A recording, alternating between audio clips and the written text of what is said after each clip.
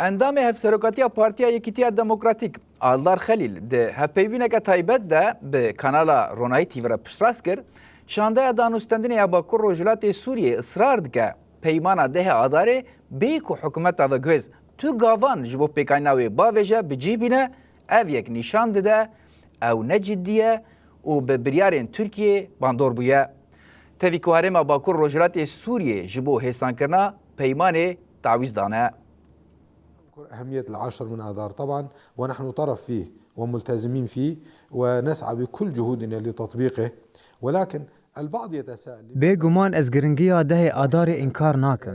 Em aliyekî wê ne, pabendî wê ne û bi hemû hewildanên xwe dikin ku wê bicihbînin. Lêbelê hin kes merak dikin çima ew nehatiye bicihanîn. Carnan şîrove, analîz an nirxandin derdikevin holê. Tê gotin ku rêveberiya Xweser û Qesedê peymanê asteng dikin an jî bi cih nayînin. Lê ew vê rastiyê ji bîr dikin. Tevê niyeta rast û israra li ser bicihanînê ji hêla rêveberiya Xweser û Bakur û Rojhilatê Sûriyê bi giştî û Qesed bi taybetî ve Şamê tu gav neavêtiye. Da ku alîkariya bicihanîna bendên dehê adarê bike. Dibe ku sedemên siyasî, leşkerî û pratîkî hebin korê li ber vê yekê bigirin. Lê pirsgirêka sereke ev e ku me Sûriyan di navbera xwe de li ser pêşeroja Sûriyê û destûra Sûrî nîqaş nekirine. Ji ber vê yekê her çend ew niyet heve jî û her çend aliyên derve mudaxele nekin jî bicihanîn dê bi hin faktoran ve girêdayî be ku dikarin bandorê li rê çawê bikin.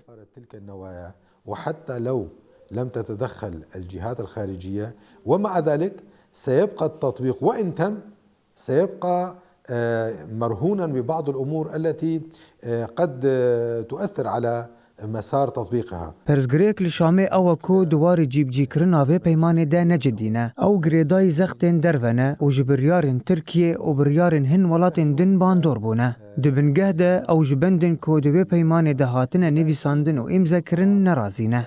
التركي وقرار بعض الدول الأخرى وبالأساس هم غير مقتنعين بالمواد التي كتبت وتم التوقيع عليها في تلك الاتفاقية.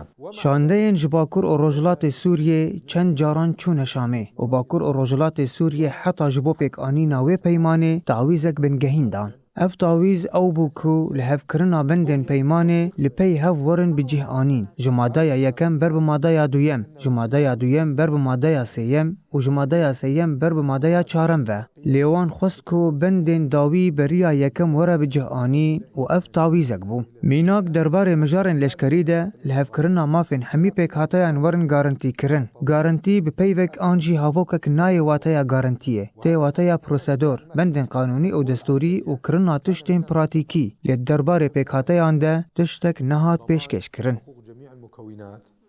الضمان لا يعني بكلمة أو بجملة.